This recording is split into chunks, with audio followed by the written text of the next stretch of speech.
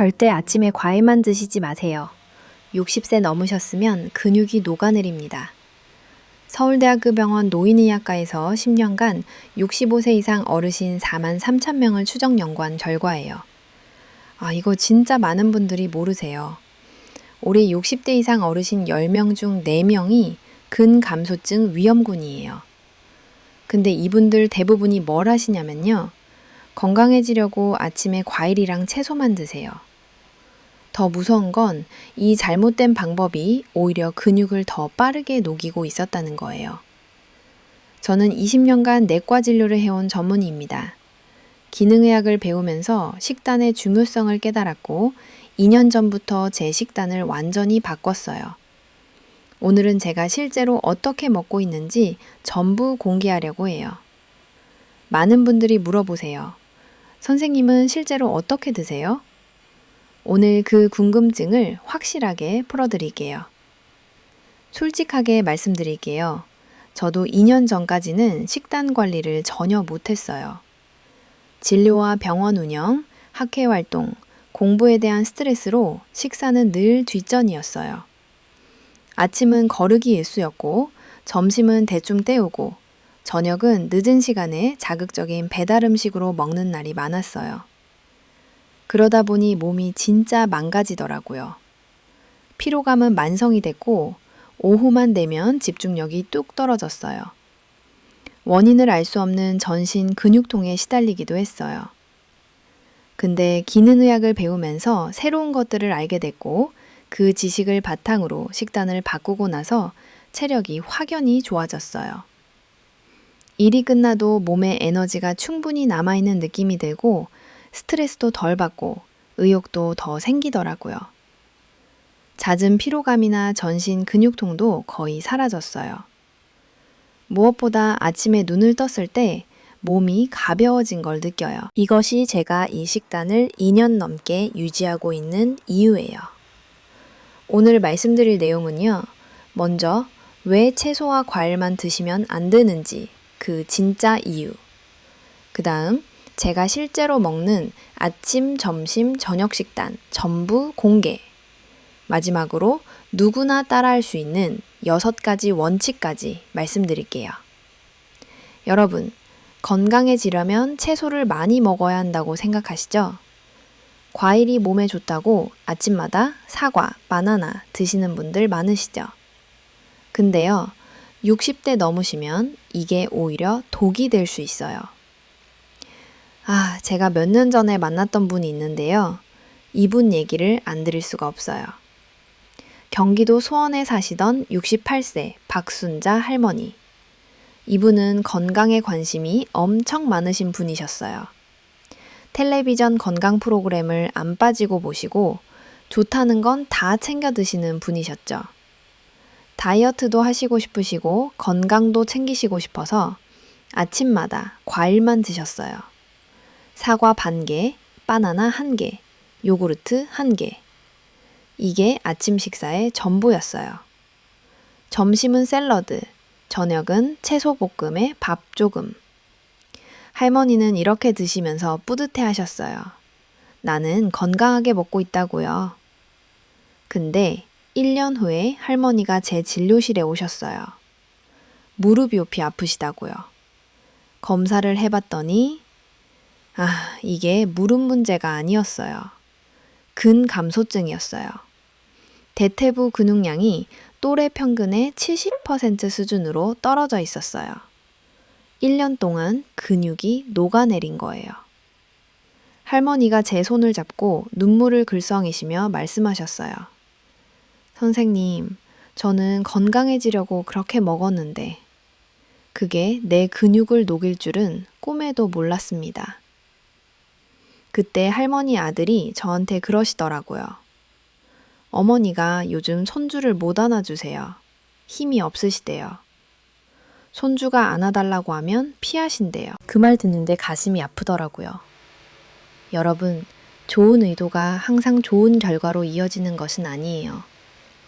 왜 이런 일이 일어나는 걸까요? 서울 아산병원 노인의학과 2023년 연구에 따르면요. 60대 이후부터 매년 약 1%에서 2%씩 근육량이 감소해요. 70대가 되면 이 속도가 더 빨라져요. 근육량 감소는 단순히 힘이 빠지는 문제가 아니에요. 대사율 저하, 혈당 조절 약화, 면역력 저하로 이어져요. 낙상 위험도 높아지고 골절 위험도 커져요. 근데 이 근육 감소를 막으려면 뭐가 필요할까요? 단백질이에요. 근육은 단백질로 만들어져요. 단백질 섭취가 부족하면 몸은 근육을 분해해서 에너지를 얻어요. 아무리 운동을 해도 단백질이 부족하면 근육이 늘지 않아요. 그런데 과일이나 채소에는 단백질이 거의 없어요. 사과 1개에 단백질 0.5g, 바나나 1개에 1.3g, 샐러드 한 접시에 2g도 안 돼요. 60대 어르신이 하루에 필요한 단백질이 얼마인지 아세요? 대한노인의학회 권장량으로 체중 1kg당 1.2g에서 1.5g이에요. 체중 60kg이시면 하루에 72g에서 90g의 단백질이 필요해요. 과일과 채소만 드시면 하루 단백질 섭취량이 20g도 안 돼요. 필요량의 4분의 1밖에 안 되는 거예요. 이러니 근육이 녹아내리는 거죠. 그래서 제가 꼭 지키는 첫 번째가 뭐냐면요. 양질의 단백질을 충분히 섭취하는 거예요. 진료실에서 환자분들 보면 아침을 주스 한 잔이나 빵으로 때우시는 분들이 엄청 많아요. 근데 이런 분들 대부분이 오후에 피로감을 호소하시고 혈당 검사를 해보면 롤러코스터를 타고 계세요. 아침에 혈당 스파이크를 만들어 놓으면 점심 식욕도 망가지고 저녁까지 나빠질 수 있거든요. 단백질이 왜 이렇게 중요하냐고요? 단백질은 단순히 근육을 만드는 재료가 아니에요. 면역 기능, 호르몬 합성, 효소 생산 등 우리 몸의 거의 모든 생리 과정에 단백질이 필요해요. 그래서 제 아침 식단을 보여드릴게요. 찐 달걀 2개, 나토, 버터 1조각, 그리고 따뜻한 물 1잔. 이게 전부예요. 복잡하지 않아요. 이거 준비하는데 10분도 안 걸려요. 달걀부터 말씀드릴게요. 달걀은 완전 식품이라 불릴 만큼 영양이 풍부해요. 달걀 하나에 약 6g의 양질 단백질이 들어있어서 2개만으로도 12g의 단백질을 섭취할 수 있어요. 더 중요한 것은 달걀의 아미노산을 모두 포함하는 완전 단백질이라는 점이에요. 우리 몸이 스스로 합성할 수 없는 9가지 필수 아미노산을 모두 적절한 비율로 제공해요. 아침에 충분한 단백질을 섭취하면 근단백 분해를 억제해요. 밤새 공복 상태를 유지하면 우리 몸은 에너지를 얻기 위해서 근육의 단백질을 분해하기 시작하거든요. 아침에 단백질을 섭취하면 이 분해 과정을 멈추고 근단백 합성으로 전환할 수 있어요. 특히 나이가 들수록 근육 유지가 더욱 중요해지기 때문에 아침 단백질 섭취의 의미가 커져요. 여기서 잠깐 말 나온 김에 하나 더 말씀드릴게요. 최근 미국에서 미국인을 위한 식단 지침을 새로 발표했는데요. 이 가이드라인이 미국 영양정책상 가장 중요한 전환으로 평가받고 있어요. 핵심 메시지가 뭐냐면요. 단백질 섭취량을 대폭 상향했어요. 기존에는 체중 1kg당 0.8g의 단백질을 권장했는데 새 가이드라인은 체중 1kg당 1.2에서 1.6g으로 올렸어요. 저는 사실 이미 2년 전부터 이렇게 먹고 있었거든요. 그래서 이번 미국 식단 지침의 변화를 보면서 내가 맞게 하고 있었구나 싶어서 반가웠어요. 환자분들 중에 달걀을 프라이로 드시거나 고온에서 구워 드시는 분들이 계세요. 어차피 달걀인데 뭐가 다르냐고 하시는데요. 찐다는 조리 방법이 중요해요. 달걀을 튀기거나 고온에 조리하면 지방이 산화되고 영양소 손실이 발생해요.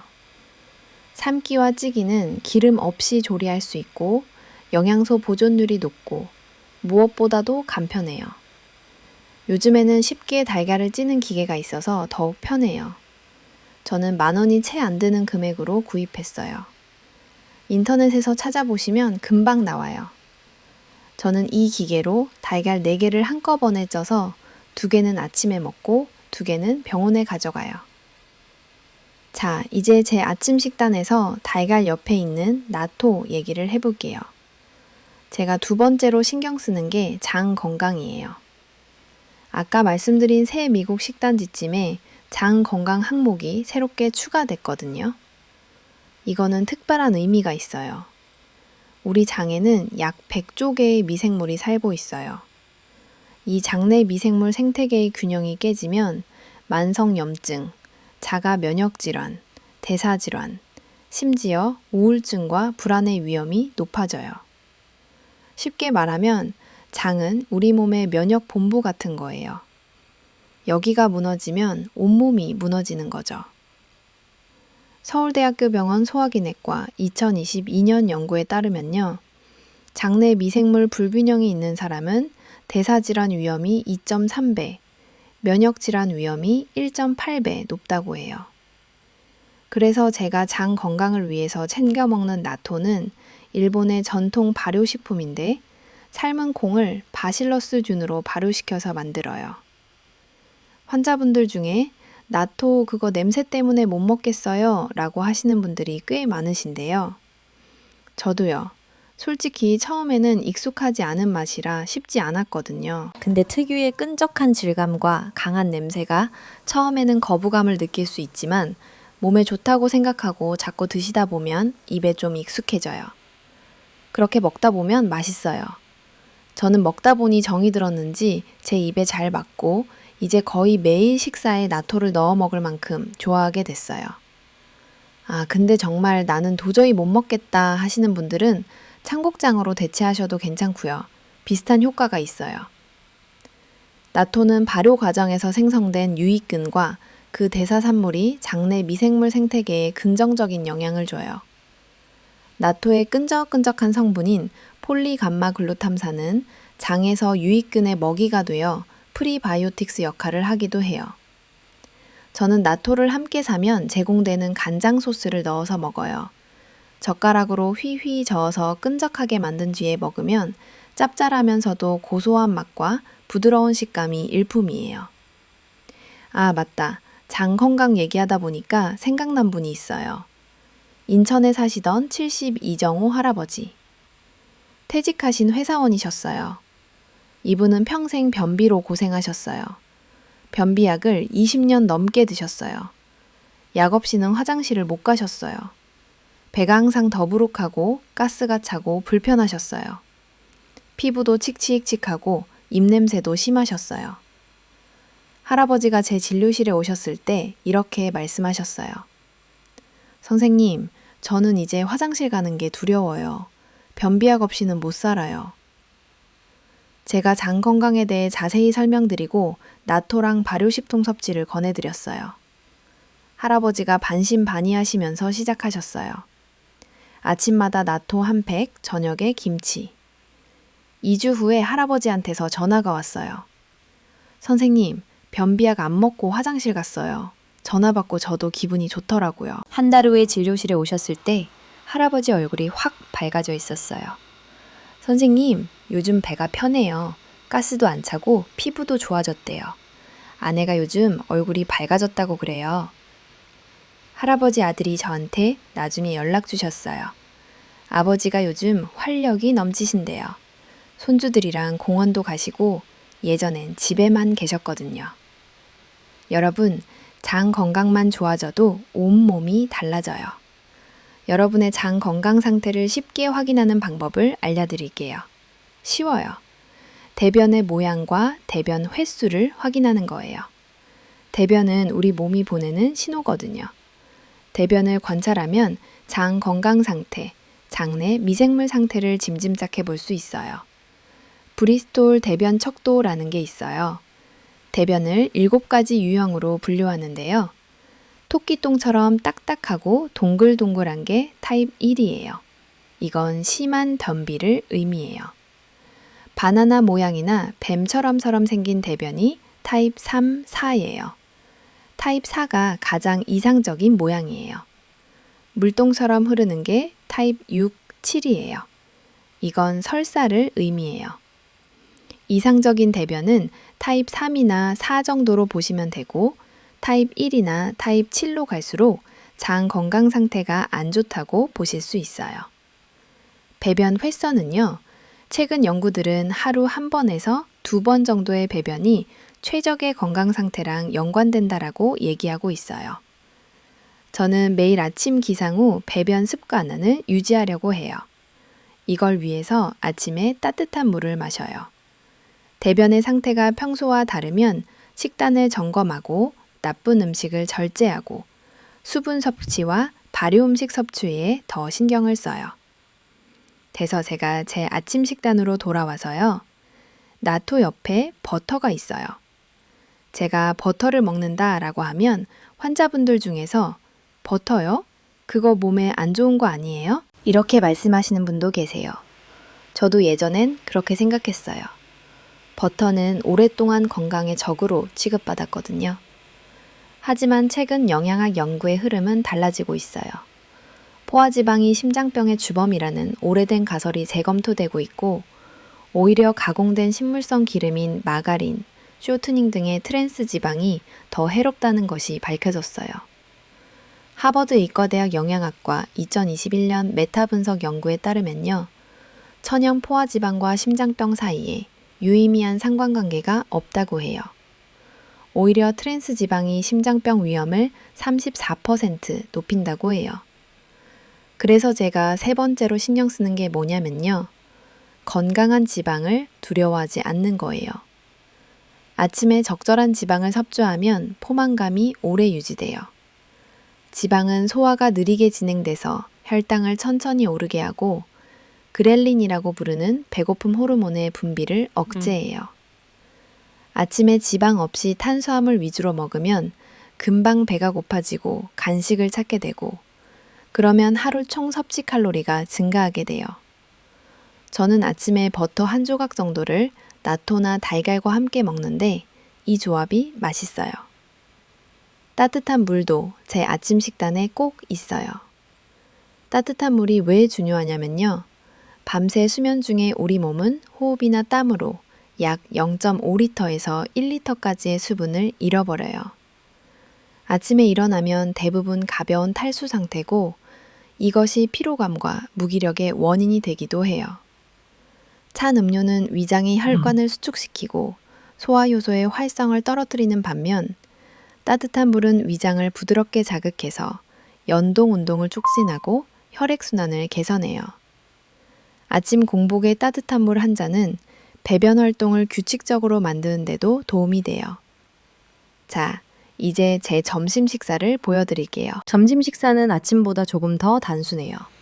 저는 바쁜 진료 일정 때문에 점심을 거르는 경우도 가끔 있지만 그래도 가능하면 찐 달걀 2개를 꼭 먹어요.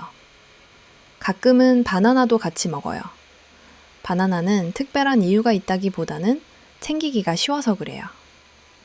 그리고 식후에는 보리차를 타서 먹는데 이거는 제가 커피 대신 마시는 거예요. 저는 1년 전부터 커피를 완전히 끊었어요. 의사가 커피도 안 마셔요? 할 수 있는데요. 카페인이 수면의 질을 떨어뜨리고 탈수도 유발할 수 있기 때문에 저는 커피를 우선 끊었었어요. 커피를 과도하게 마시면 코티졸 분비가 증가하고 만성적인 코티졸의 상승은 염증 반응을 촉진하거든요. 보리차는 카페인이 없고 그런데 고소한 맛이 나서 커피 대용으로 상당히 괜찮아요. 수분 보충에도 도움이 되고요. 그리고 저는 점심시간대 영양제를 보통 먹어요. 비타민 C, D, 유산균을 기본적으로 챙겨 먹어요. 매일 출근을 하기 때문에 병원에 영양제를 두고 먹으면 까먹지 않고 먹을 수 있어서 그렇게 하고 있어요. 이렇게 하면 점심 식사 시간은 10분도 안 걸리는 간단한 식사가 되긴 하지만 아침을 잘 먹고 왔기 때문에 이렇게 먹어도 저는 오후에 배가 고프지 않고 에너지도 충분해요. 간단히 먹고 남는 시간은 운동을 하거나 낮잠을 자요. 저는 하루 일정 중에 운동하기 가장 적합한 시간이 점심시간이에요. 병원 옆 헬스장이 1년에 50만 원 좀 안 되는 이벤트 가격을 하길래 등록했는데요. 병원 옆이라 가는데 5분 정도 걸려서 30분 정도 운동하고 오면 딱 좋아요. 때로는 잠이 좀 모자라다 싶거나 운동을 쉬어야겠다 싶을 땐 진료실에서 가볍게 스트레칭을 해주고 10분에서 15분 정도 자요. 낮잠을 자면 오후 시간에 집중력에도 도움이 되는 걸 확실히 느껴요. 이제 저녁 식사를 보여드릴게요. 저녁은 하루 중 가장 기다려지는 식사예요. 아내와 아이들과 함께 식사하면서 시간을 보내면 대화가 많지 않아도 마음이 안정이 돼요. 하루 동안의 힘든 일들도 위로받는 느낌이 들어요. 저는 크게 2가지 패턴으로 저녁을 먹어요. 첫 번째 패턴은 삶은 고기, 곰탕, 나토, 야채 조합이에요. 압력 멀티쿠커라는 게 있어요. 이거는 쉽게 찌거나 삶는 조리기계인데 압력솥의 기능을 손쉽게 할 수 있어서 좋더라고요. 저는 주로 이 압력 멀티쿠커로 고기를 삶아서 먹어요. 고기는 구워서 먹어야 맛있지 않아요? 이렇게 물으실 수도 있겠죠? 근데요, 고기를 가능하면 삶아 먹으려는 이유가 있어요. 제가 4번째로 신경 쓰는 게 건강하게 조리하는 거예요. 삶기와 찌기는 영양소 보존율이 높고 유해물질이 거의 생성되지 않는 좋은 조리법이에요. 100도 이상의 고온 조리, 특히 직화구이, 숯불구이는 헤테로사이클릭 아민과 다환방향족 탄화수소라는 유해물질을 많이 만들어내요. 쉽게 말하면 고기가 불에 타면서 암을 유발할 수 있는 물질이 생긴다는 거예요. 국립암센터 2020년 연구에 따르면요. 고온 직화구이를 자주 먹는 그룹은 대장암 위험이 1.7배 높다고 해요. 또 고온에서 오래 구우면 단백질이 변성돼서 고기가 딱딱해지고 소화가 어려워져요.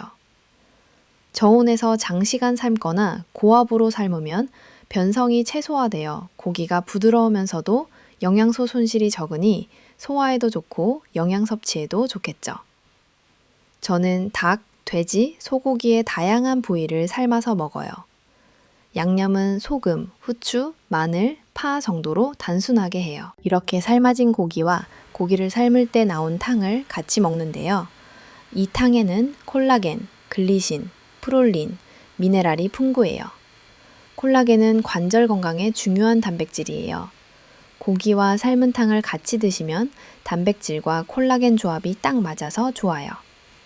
삶을 때 넣은 파도 부드러워서 같이 먹으면 맛있고 영양에도 좋아요.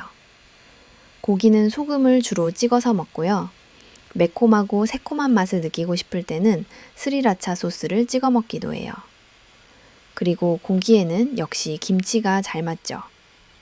저는 고기와 채소를 같이 먹기도 하지만 이렇게 김치를 같이 곁들여 먹기도 하고요. 배추김치, 파김치, 열무김치, 다양하게 돌아가면서 먹으려고 해요. 2번째 저녁 패턴은 돼지고기 김치찌개와 잡곡밥 조합이에요. 저는 돼지고기 김치찌개를 굉장히 좋아하는데요. 첫 번째 패턴에서 변화를 주고 싶거나 한식이 당길 때 이렇게 먹어요. 잡곡밥에 단백질이 풍부한 찌개를 곁들이는 방식이에요. 돼지고기에는 티아민이라고도 부르는 비타민 B11, 소고기나 닭고기보다 많아서 피로 회복에 상당히 좋아요. 특히 돼지고기와 대파, 부추, 마늘을 함께 먹으면 알리신이 B1의 체내 흡수율을 높여줘요. 제가 5번째로 신경 쓰는 게 밀가루와 설탕을 피하는 거예요. 잡곡밥은 정제된 흰 쌀밥보다 혈당 상승이 완만해요. 귀리, 현미, 수수를 섞어 먹은 밥으로 먹는데 잡곡밥은 식이섬유와 미네랄이 풍부하고 혈당 지수가 낮아서 탄수화물을 섭취할 때는 잡곡밥이 좋아요. 다만 저녁에 탄수화물을 과도하게 섭취하면 수면 중에 혈당 변동이 커지고 지방 축적이 촉진될 수 있기 때문에 밥 양은 반 공기 정도로 조절해서 먹고 있어요. 아, 여기서 또 생각난 분이 있어요. 서울에 사시던 75세 김영호 할아버지. 당뇨 15년 차셨어요. 당뇨약을 3가지나 드시고 계셨어요. 인슐린 주사까지 맞으셨어요. 그래도 혈당이 잘 조절이 안 됐어요. 할아버지가 제 진료실에 오셨을 때 이렇게 말씀하셨어요. 선생님, 저는 평생 약을 먹어야 하나요? 약이 점점 늘어나기만 해요. 제가 식단에 대해 자세히 물어봤더니 할아버지는 아침에 빵, 점심에 국수, 저녁에 흰밥 드시는 탄수화물 위주 식단이셨어요. 제가 식단 변화를 권해드렸어요. 아침에 달걀, 점심에 고기, 저녁에 잡곡밥 반 공기, 단백질 위주로 바꾸시라고요. 할아버지가 3개월 동안 열심히 실천하셨어요. 결과가 어땠을까요? 공복 혈도 혈당이 180에서 120으로 떨어졌어요. 당화 혈색소가 8.5에서 6.8로 내려왔어요. 인슐라린 주사를 끊었어요. 당뇨약도 3가지에서 1가지로 줄었어요. 할아버지가 진료실에 오셨을 때 제 손을 잡고 눈물을 글썽이시며 말씀하셨어요. 선생님, 15년 만에 처음이에요. 약이 줄다니. 이제 손주들 앞에서 부끄럽지 않아요. 할아버지 아내분이 저한테 그러시더라고요. 남편이 요즘 활력이 넘쳐요. 예전엔 피곤하다고 집에만 있었는데 요즘은 산책도 가고 손주들이랑 놀아주려고 해요. 여러분, 식단만 바꿔도 약을 줄일 수 있어요. 물론 의학적 치료가 필요한 상황에서 식단만으로 해결하는 것은 위험해요. 반드시 담당 의사와 상의하셔야 해요. 하지만 건강한 식단은 어떤 치료와도 병행할 수 있는, 그리고 반드시 병행해야 되는 기본이에요. 이제 마지막으로 제가 6번째로 신경 쓰는 걸 말씀드릴게요. 유연하게 지속하는 거예요. 저는 이렇게만 먹지 않고 일주일에 1번 정도는 외식이나 배달 음식을 먹어요. 환자분들 중에 완벽하게 식단을 하려다 포기하시는 분들을 많이 봤어요. 한 달 열심히 식단하다가 회식 1번에 에라 모르겠다 하시는 분들이에요. 맛있는 것을 먹고 싶은 욕구는 자연스러운 거예요. 가족과 함께하는 외식, 친구들과의 모임, 피곤한 날의 배달 음식. 이런 것들을 완전히 금지하면 오히려 스트레스가 쌓이고 결국 폭식으로 이어지거나 식단 자체를 포기하게 돼요. 그래서 저는 환자분들께 이렇게 말씀드려요. 일주일에 1번은 드시고 싶은 거 드세요. 대신 나머지 6일은 잘 지켜주세요. 저는 80대 20 원칙이라고 이걸 부르는데요. 80%는 건강하게 먹고 나머지 20%는 유연하게 가져가요. 일주일 중 5에서 6일은 원칙대로 먹고 하루에서 이틀은 여유를 줘요.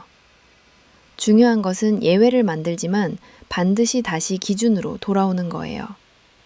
외식을 하더라도 가능하면 건강한 선택을 하는 게 좋아요. 술자리에서는 가능하면 단백질 안주를 먹어요. 튀긴 안주는 최대한 피해요. 술을 마신 주에는 다른 날들을 더 건강하게 챙겨 먹으려고 노력해요. 국밥집에서는 밥 양을 줄이고 고기와 국물을 위주로 먹어요. 백반집에서는 채소부터 먹고 고기를 먹은 후에 나중에 밥을 먹어요. 양식당에서는 스테이크나 생선 요리를 선택하고 빵이나 파스타는 최대한 안 먹어요.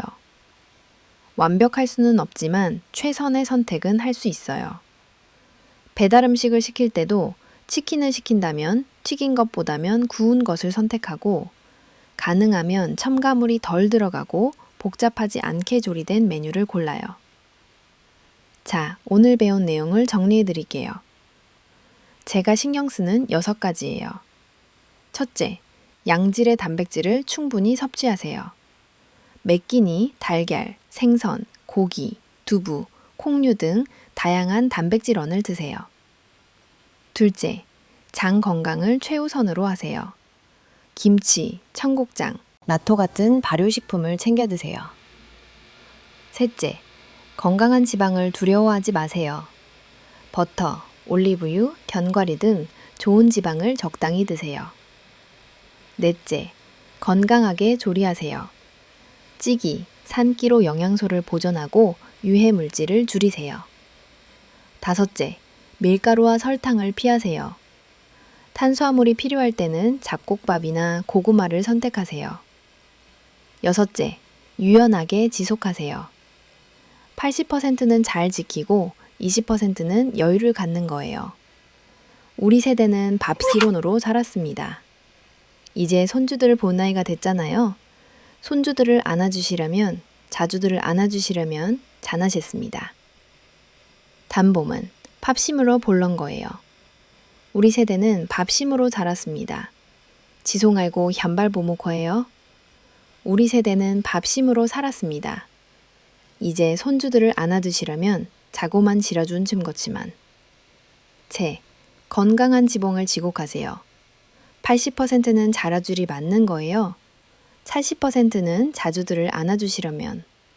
이제 팝심으로 자랐습니다. 주로만테 한복연도를 자고문 줄르고 장대면차입니다. 여섯째, 유연하게 지곡하세요. 80%는 잘 지키고 여유를 갖는 거예요. 우리 세대는 밥심으로 살았습니다. 이제 손주들 볼 나이가 됐잖아요. 손주들을 안아주시려면, 자식들에게 지미지 되지 않으시려면, 또래보다 젊게 사시려면 오늘 알려드린 내용 꼭 실천해 주세요.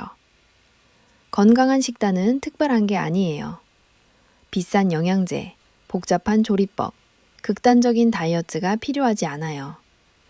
우리 윗세대가 먹던 방식, 진짜 음식을 적당히 규칙적으로 먹는 것으로 돌아가는 거예요. 저는 의사로서 많은 환자분들을 만나면서 식단의 변화가 얼마나 큰 차이를 만드는지 자주 보고 있어요. 약물이나 시술보다 식단과 생활 습관의 변화가 더 근본적인 해결책인 경우가 많아요. 여러분도 오늘부터 한 가지씩만 바꿔보세요. 도움이 되셨다면 좋아요랑 구독 부탁드리고요. 주변에 건강 걱정하시는 분들께 이 영상 꼭 공유해 주세요. 잘 먹고 잘 움직여야 당신의 몸이 살아납니다.